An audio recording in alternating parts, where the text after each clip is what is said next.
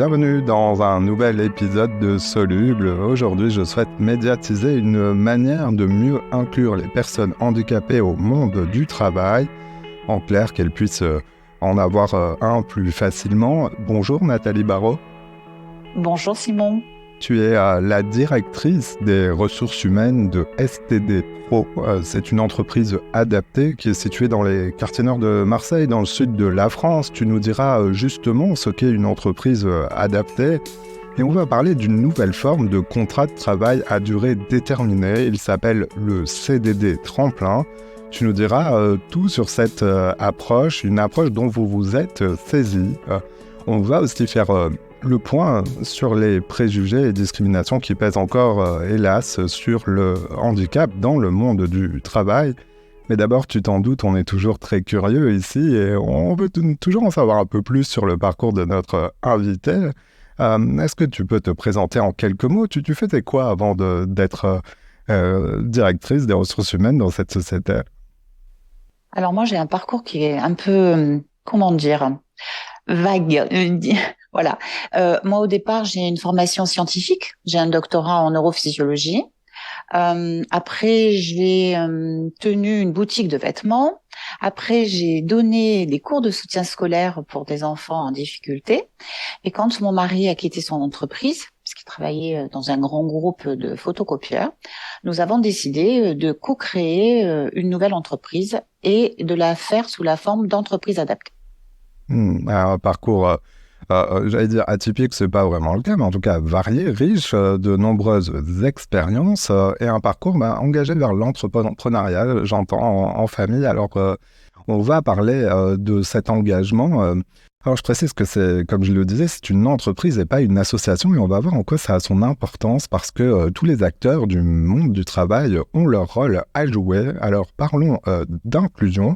C'est le mot que l'on peut opposé aux problèmes de discrimination dont peuvent souffrir les personnes handicapées dans l'accès à l'emploi, au monde du travail. Qu'est-ce qui est en cause selon toi ? Évidemment, on pense à la notion de préjugé. Est-ce que c'est sur ce point que la situation gagne encore à évoluer favorablement ?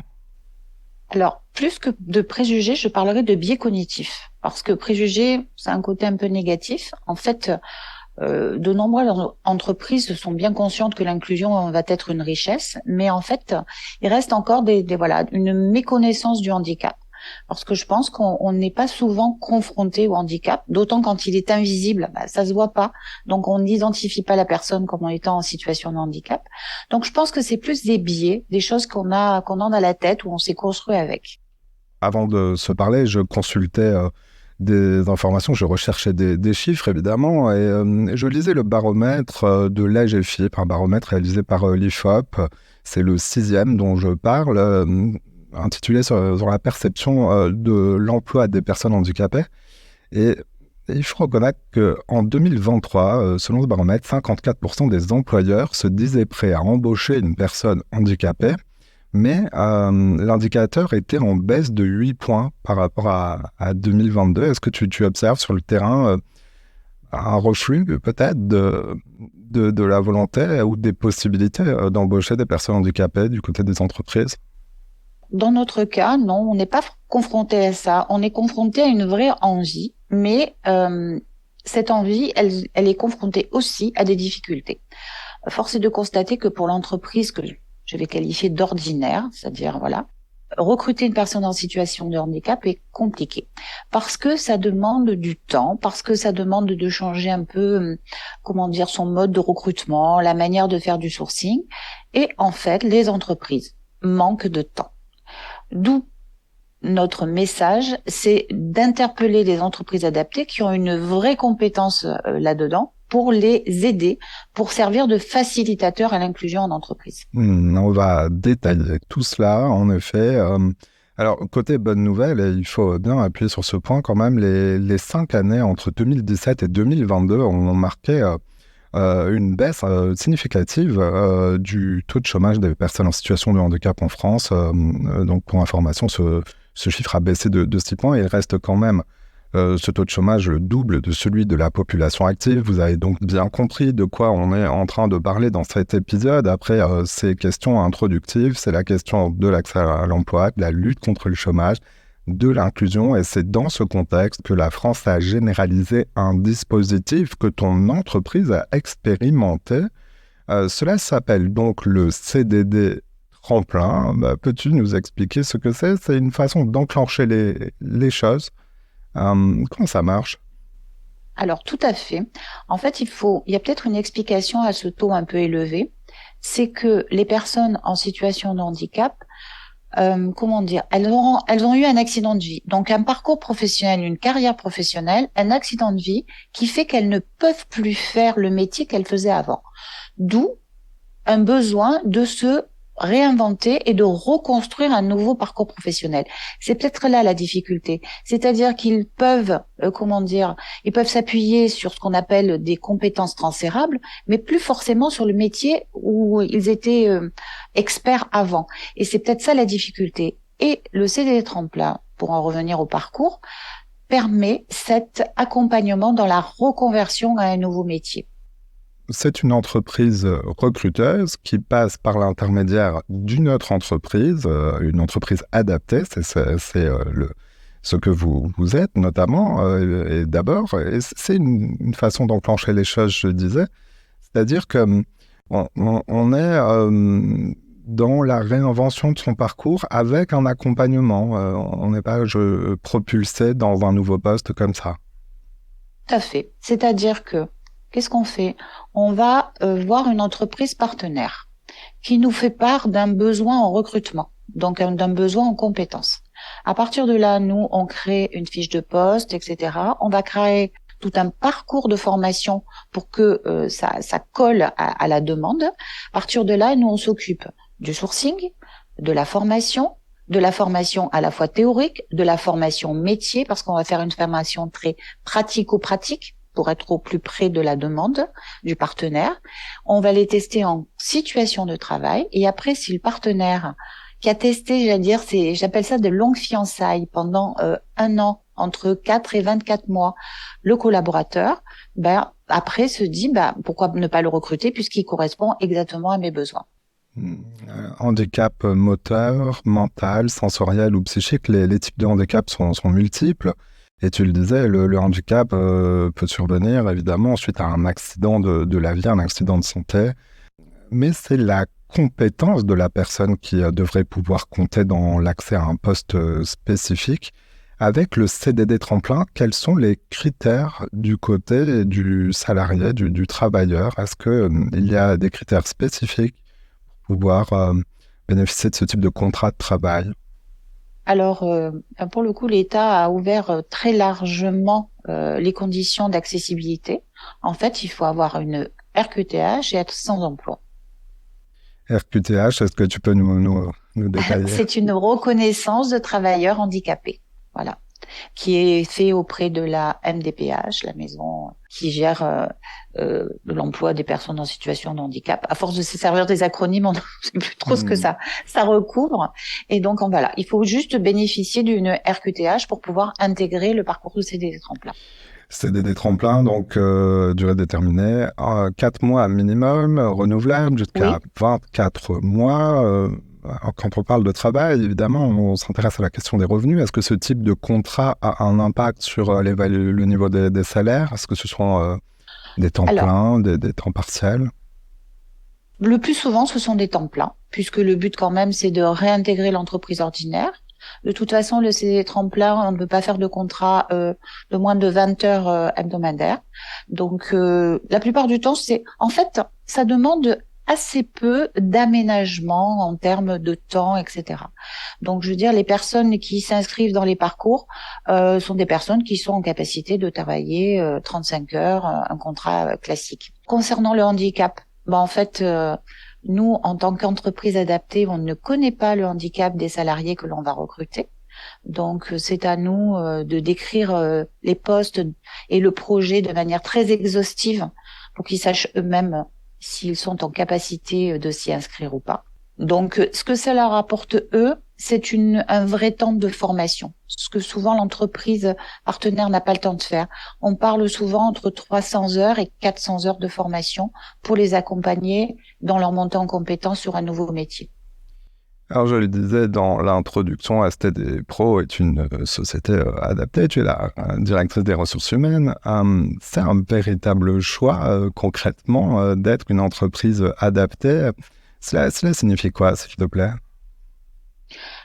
En fait, on a créé cette entreprise adaptée en 2009 quand mon époux a quitté son poste de directeur régional dans son ancienne entreprise. Et j'allais dire, on était dans la bonne quarantaine, hein, et on se dit, mais tant qu'à refaire quelque chose, autant y remettre du sens, j'allais dire. Et du coup, on a décidé en effet de monter une entreprise donc sous forme de SARL avec un but commercial, mais on s'est dit mettons-y du sens et donc on a fait le choix que nos collaborateurs soient en situation de handicap. Depuis le début de la création de l'entreprise, combien de CDD tremplin ont-ils été signés? Je dis ça parce que avant que ce dispositif soit généralisé, vous l'avez expérimenté à Marseille chez vous.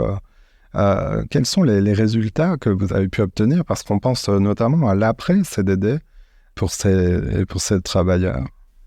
Tout à fait. Donc on a demandé l'agrément en 2019. Peu de temps après que l'expérimentation soit proposée, j'allais dire, par l'État. Au départ, c'était sur la base du volontariat, c'est-à-dire seules les entreprises adaptées volontaires s'inscrivaient dans le CDD tremplin. Nous, on y a vu une chance de développement, parce que souvent on nous dit mais qu'est-ce que ça vous apporte? Nous, ça nous a permis de passer de 10 salariés à 40 salariés, ça nous a permis de presque doubler notre chiffre d'affaires, donc pour nous ça a été une vraie chance aussi de développement. Et depuis 2019 jusqu'à maintenant, on est à plus de 80 CDD tremplins qui ont été signés. Donc 80 créations d'emplois, et j'allais dire nos pourcentage de sorties en emploi durable, je parle de CDI signés, sont entre 60 et 75%, sachant que l'État nous met 30% d'objectifs. Donc c'est des objectifs largement, j'allais dire, dépassés, parce que je pense sincèrement que de partir du besoin de l'entreprise est le critère de réussite. Alors on dit le mot entreprise et c'est important car c'est vraiment une démarche au long cours, évidemment, avec une volonté d'obtenir des résultats, et on l'entend. Un mot justement de votre modèle économique, comment l'entreprise adaptée est-elle rémunérée pour ses services? C'est un peu comme, je vais schématiser, un peu comme les sociétés d'intérim, où il y a un soutien de dispositifs publics en complément. Alors, il y a l'entreprise adaptée, il y a ce qu'on appelle les aides au poste, c'est-à-dire que ce n'est pas une aide à la rémunération, mais une aide pour, j'allais dire, l'accompagnement un peu plus important qu'on va mettre en place pour suivre les parcours des salariés qui sont dans nos entreprises. Donc, en effet, il y a une aide financière. On a eu aussi une très belle aide financière de l'État avec dispositif qui s'appelle le PICEA, qui est porté par la GFIP, qui nous permet de financer en entièreté les formations que l'on déploie lors des parcours CDD tremplin. Donc ça, c'est une chance parce que on n'est pas, j'allais dire, empêché, j'allais dire, par un budget de formation. Donc, on peut vraiment, monter les formations que l'on entend pour nos salariés. Donc, ça, c'est une vraie chance. Donc, ce CD tremplin a été assez bien conçu dans sa souplesse de 4 à 24 mois, avec des moyens de former, etc. Donc, c'est un très bel outil mis à la disposition des entreprises qui veulent faire de l'inclusion. Et justement, vous adressez à ces entreprises. Depuis le printemps 2024, vous êtes engagé dans le lancement d'un parcours d'information et d'accompagnement à destination des responsables des ressources humaines et des dirigeants des grandes entreprises.